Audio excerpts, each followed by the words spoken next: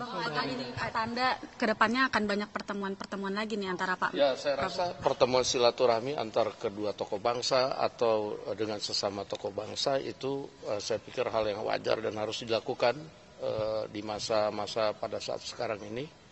Semua tokoh bangsa harus kemudian bersatu, bagaimana memikirkan bangsa dan negara pada saat situasi global pada saat ini. Demikian. Oke, terima kasih. Pembicaraan Pak Prabowo sebelumnya bicara dengan Pak Jokowi begitu sebelum pertemuan dengan Bu Mega ini? Saya rasa enggak ya. Ini kan pertemuan silaturahmi boleh dengan siapa aja.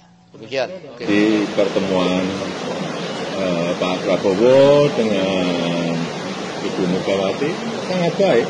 Ya tadi kan saya sampaikan bahwa silaturahmi masih dalam suasana lebaran itu antar tokoh, antar pemimpin, antar tokoh bangsa itu sangat baik. Assalamualaikum warahmatullahi wabarakatuh. Waalaikumsalam warahmatullahi wabarakatuh. Alhamdulillahirabbil alamin. Pemirsa, kita jumpa lagi di ruang tayang dibacain berita bersama Bung Kameramen yang timbul tenggelam bersama umat. Tentu Bung Kameramen akan sampaikan berita-beritanya. Silakan. Ya, Bung Alfian, timbul dan tenggelam langsung teringat dengan Pak Gembul. Yang mulia Bapak Prabowo Subianto. Nah, Bung Alfian, membersamai Bung Alfian, saya sering mendengar dari tokoh-tokoh yang berjumpa dengan Bung Alfian, mereka masih ada di titik belum berani atau belum mau ya berspekulasi tentang Prabowo, Bung Alfian. Nah, makanya ada berita yang menarik yang mungkin kita perlu mendengar respon dari Bung Alfian. Nah, ini narasinya muncul dari Kompas, Bung Alfian. Judulnya adalah Prabowo disebut tak lapor Jokowi sebelum bertemu Megawati.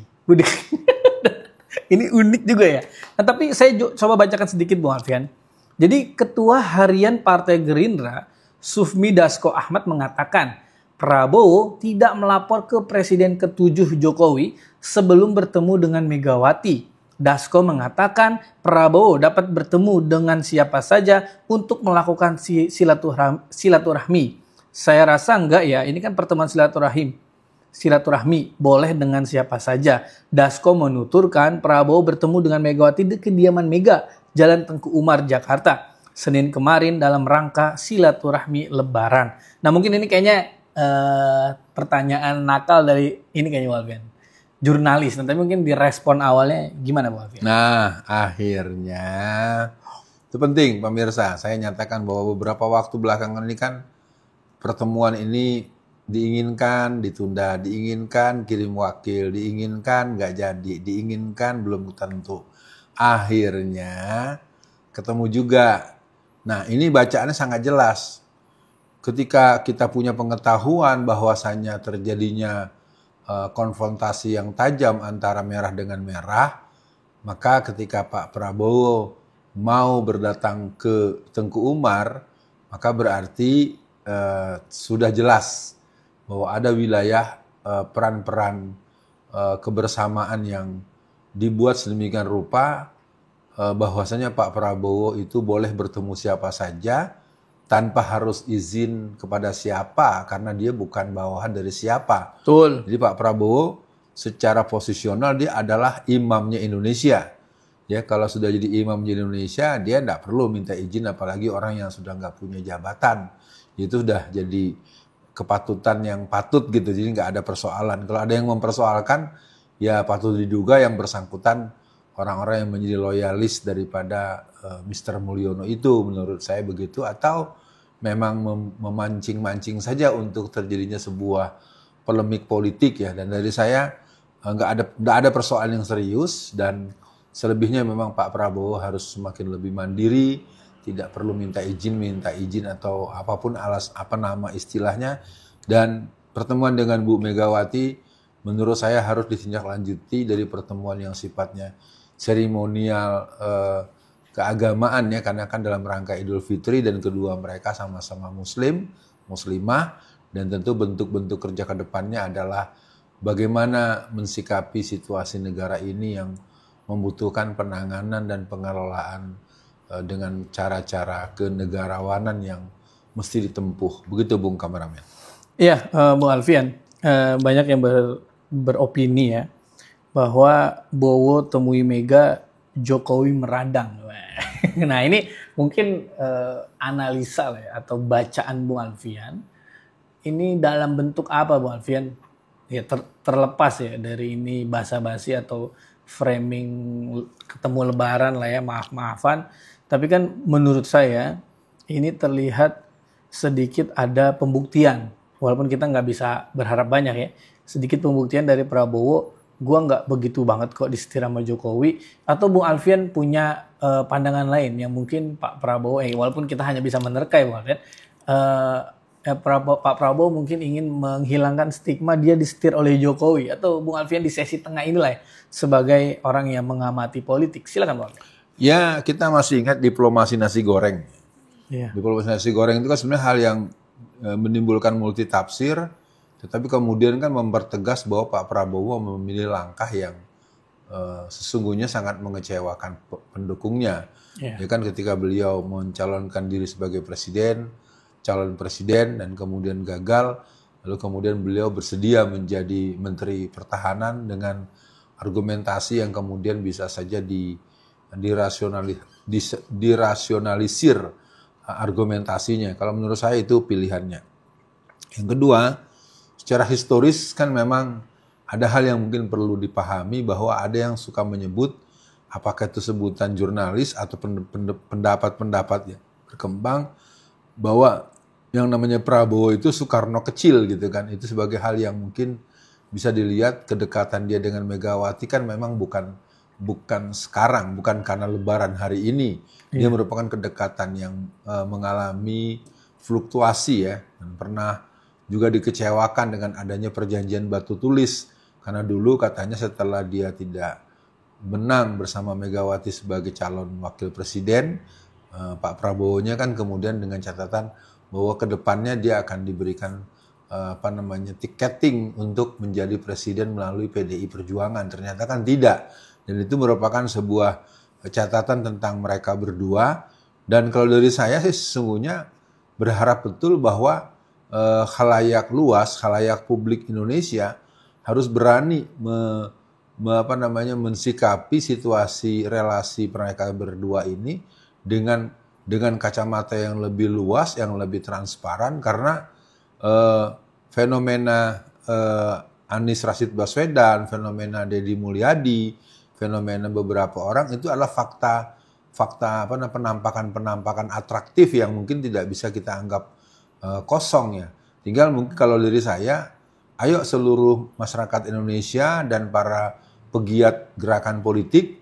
Nah kalau dari saya sebagai orang yang menekuni gerakan politik Islam, mari kita mematut diri untuk kerja-kerja ke depan yang membuat Pak Prabowo semakin mempertegas jenis kelamin kebijakannya. Mudah-mudahan dipahami oleh Bung Kameramen. Jadi dia harus mempertegas sebenarnya polisi dia ini apa dan kemana. Karena bagaimanapun kita dalam waktu yang hampir menembus lebih dari 4 bulan ini atau mendekati 6 bulan kok jadi terus dibuat menebak-nebak. Betul. Kan lucu, orang ngurus negara kok kita kayak orang tebak-tebakan kayak petak umpet. Jadi makanya kalau tadi di awal Bung Kameramen menyebut bahwasanya tokoh-tokoh kebanyakan belum berani, katakanlah belum mau memberikan kesimpulan-kesimpulan yang final terhadap sikap Pak Prabowo. Kalau saya ingin mengatakan Pak Prabowo harus melakukan kerja-kerja dengan beberapa posisi internal dan posisi diskusi yang mendalam itu harus ditempuh. Dan saya sudah usulkan di beberapa kesempatan agar ada pertemuan dengan tokoh-tokoh nasionalis, tokoh-tokoh Islamis, karena gempuran-gempuran eksternal ya misalnya kasus Trump yang menaikkan pajak atau menaikkan biaya tarif dagang impor itu yang mahal begitu. Menurut saya itu bisa dua posisi. Yang pertama memang merupakan sebuah gertakan sekaligus gebukan. Yang kedua merupakan sebuah wujud bahwa kita memang tidak berdaya dengan kebijakan itu. Karena kenaikan biaya itu Bung Kameramen itu tidak terjadi kepada Rusia. Coba deh lihat dari daftar persentase dan jumlah nominal Dengan hitungan dolar itu Rusia tidak mengalami penaikan atau tidak diganggu lah dalam bentuk apa. Kelihatannya ya kalau dalam sesama preman, sesama jagoan, ya mereka jadinya kelihatan sama-sama napak bumi gitu, Bung Kameramen. Ya, Bu Alfian, sedikit saya tambahkan, bacakan lagi Bu Alfian beritanya. Jadi sebagai informasi, pertemuan Prabowo dan Megawati sudah sejak lama diwacanakan, tetapi baru terlaksana pada Senin kemarin. Awalnya, isu pertemuan itu muncul pada 2024 setelah Prabowo dan Gibran terpilih menjadi presiden dan wakil presiden. Ketika itu, nama Jokowi santer disebut sebagai penghambat pertemuan Prabowo dan Megawati. Hubungan antara Megawati dan Jokowi memang retak ketika anak sulung Jokowi, Gibran, maju menjadi wakil Prabowo pada Pilpres lalu. Pengamat politik Adi Prayitno menyebut, sempat ada spekulasi penyebab terhalangnya pertemuan Prabowo dan Megawati karena Jokowi. Nah, jadi Bu Alfian, untuk akhir sesi kali ini Bu Alfian, ini kan kalau dari kalimat terakhir yang disampaikan oleh Dasko, jadi sebetulnya pertemuan ini adalah untuk bagaimana melihat Indonesia ke depan dan bagaimana kebersamaan untuk membangun Indonesia ke depan. Untuk closingnya nih Bu Alfian. Ya, kalau saya ingin mengatakan kita masih masuk pada posisi relasi berpolitik yang sangat kampungan dan tradisionalis atau primitif gitu. Iya. Sebetulnya ini kan adalah satu keperluan kita untuk punya penampakan dengan kematangan komunikasi dan kemampuan bahwa melihat bahwa negara ini sedang banyak masalah yang perlu ada solusi. Jangan hambatannya adalah karena baper, karena tersinggung, karena merasa nggak dianggap, merasa nggak dihormatin, merasa dilangkahin. Nah itu dari saya sebagai kalimat penutup, saya menghimbau buat diri saya yang juga punya peran-peran politik di fungsi-fungsi keumatan secara khusus maupun fungsi-fungsi umum yang insya Allah pun akan saya masuki dalam peran-peran sadar saya sebagai warga negara Indonesia yang juga punya hak untuk berpartisipasi. Nah yang terakhir sekali buat seluruh masyarakat Indonesia, mari kita sadari bahwa negeri ini memang membutuhkan lahirnya barisan orang-orang dan pemuda-pemudi yang punya usia yang jauh lebih muda daripada tuan-tuan dan puan yang boleh disebut mereka itu kan 70 tahun ke atas.